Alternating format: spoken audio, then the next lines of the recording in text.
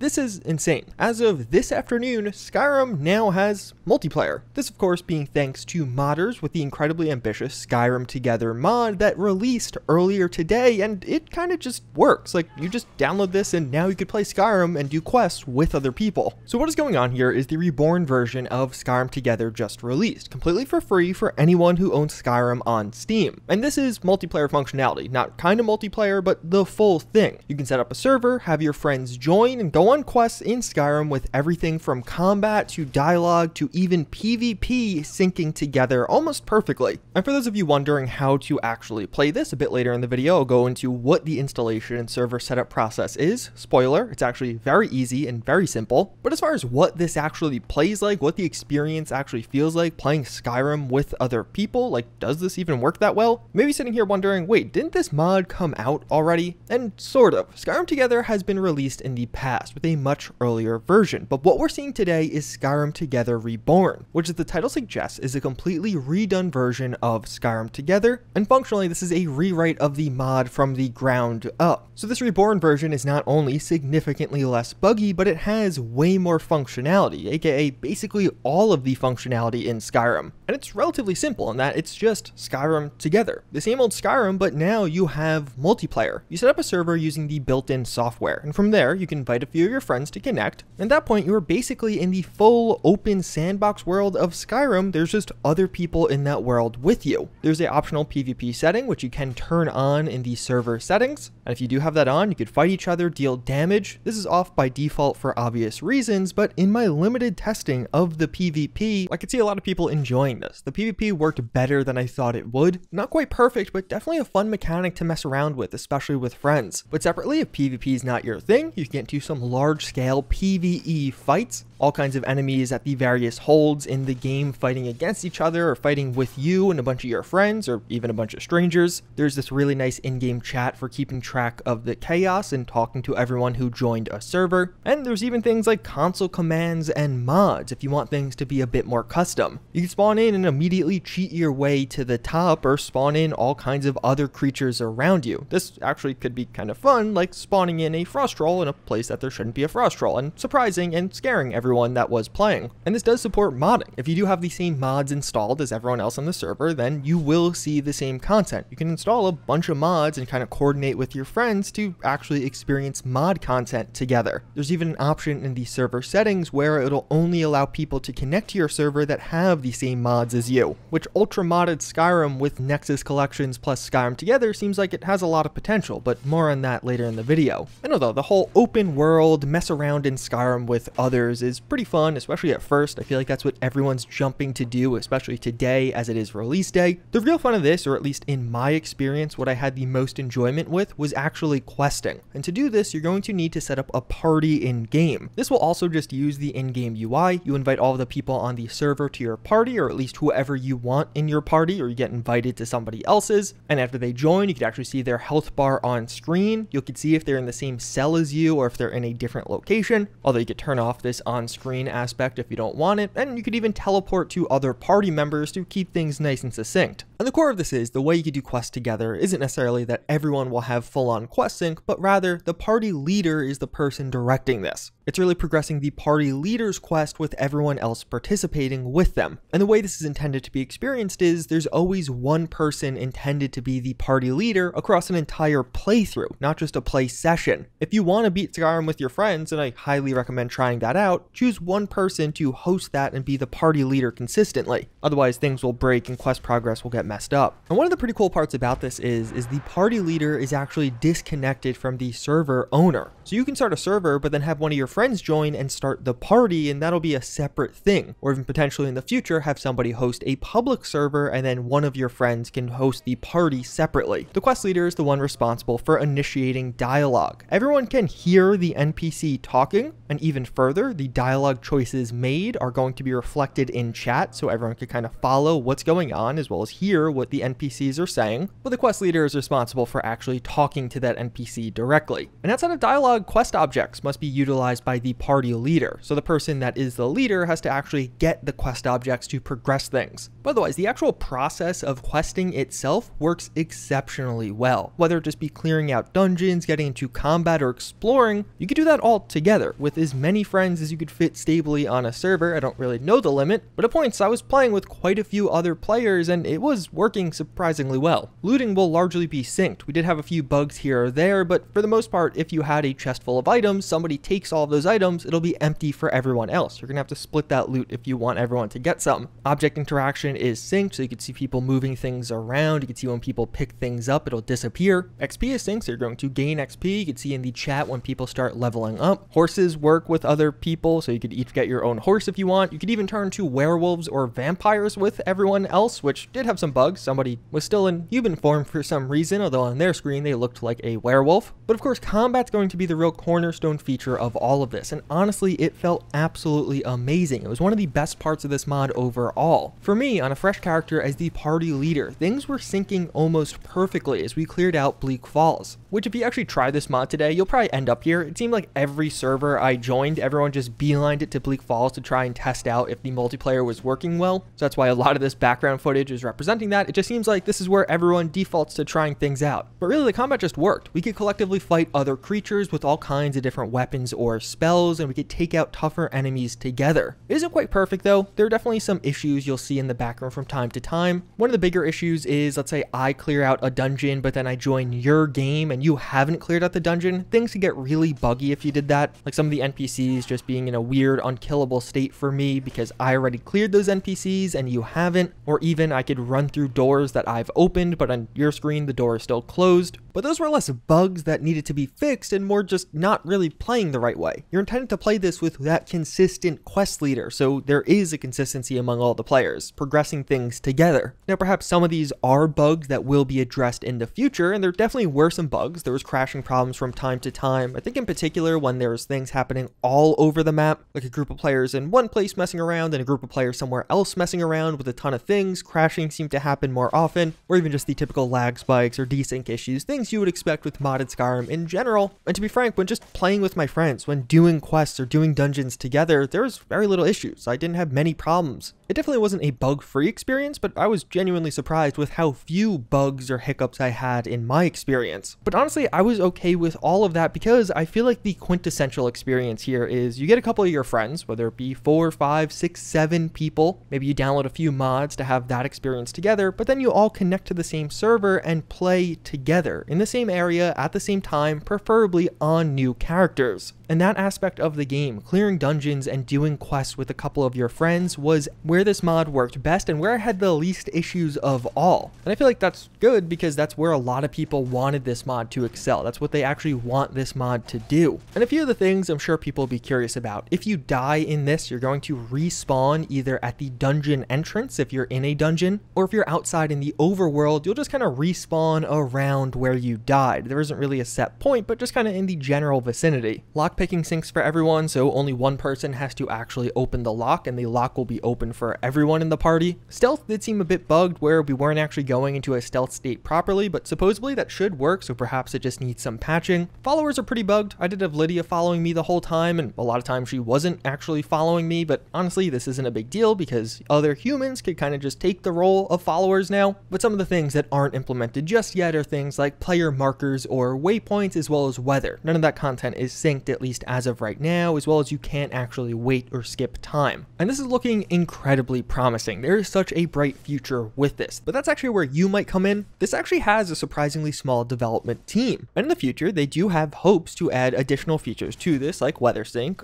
an API so you could actually have mods for the mod, really taking things to a completely different level, and even support for Fallout 4 with a Fallout 4 multiplayer. But to make all of that happen, they need additional help. It really seems like there was a push to get this 1.0 version out, but otherwise things cannot maintain at the current pace because of how small the team team is. So if you are a C++ developer or a reverse engineer, I think it'd be pretty awesome if you joined this team or at least inquired about that, because that is exactly what they're looking for. And making the Skyrim multiplayer mod and potentially even the Fallout 4 multiplayer mod in the future even better is just great for everyone, except your own sanity, because I have to imagine trying to add multiplayer to a single player game will kind of make you go crazy a little bit. But even beyond that, there's already a group planning to have an epic mod list and server release around this. I'll link to their Discord so you can get more details down below, but more or less the plan is to create a big mod list. Then as you join their server, you'll be able to experience this large ultra modded Skyrim with other people. A more curated experience that should be something truly special. If you are trying to figure out how to actually get into this and experience Skyrim multiplayer for yourself, it's actually pretty simple if you meet the right criteria. One of the big ones being you have to own Skyrim Special Edition on Steam. This only supports the Steam version and only supports Special Edition or Anniversary Edition. If you have the older Legendary Edition, that doesn't work. If you own the game on Game Pass, that does not work. You have to have the Steam version, at least as of right now. And from there, installing this mod is very simple. On Vortex, you just install it like a regular mod. On Mod Organizer, it's a bit more complicated, but I'll have a link to that article down below. And if you follow the steps, it still is very simple. It took me like 3 minutes to set up. Hosting a server is a little bit odd right now because the official public server support isn't quite up. It actually crashed from all of the attention this mod was getting. So at least as of today, day one of this mod being released, that isn't here. But you can, if you want to just play with a couple of friends, easily set up a Hamachi server, which I'll have some links to tutorials down below also. Just be wary that this is not the most secure because it involves sharing your IP with other people to connect to you. So if you're just playing with a couple of friends, it's not a big deal. Otherwise, the other real option is port forwarding. Where from there, otherwise, when you download the mod, it actually has its own server hosting software. So it's very easy to get into all of this. I had a server set up and the mod installed with under 10 minutes of effort on my side. If you're not super experienced with modding Skyrim, honestly, don't be intimidated here. It's very easy to get this all installed. I would just recommend trying it out with a minimally modded install or even just a fresh install, and preferably a new character so you don't get a bunch of things breaking in the background. Otherwise, yeah, Skyrim multiplayer is here and it is absolutely amazing. One of the exciting parts about this is it really feels like this is probably just the beginning. I'm probably going to be talking about this mod and what other things pop up around it a lot in the future. With that said, hopefully you guys found this one informative. Hopefully you're going to try this out for yourselves. Definitely a good way to spend your weekend or even the next month. With that said, I thank you all again for watching and I hope to see you all next time. Later.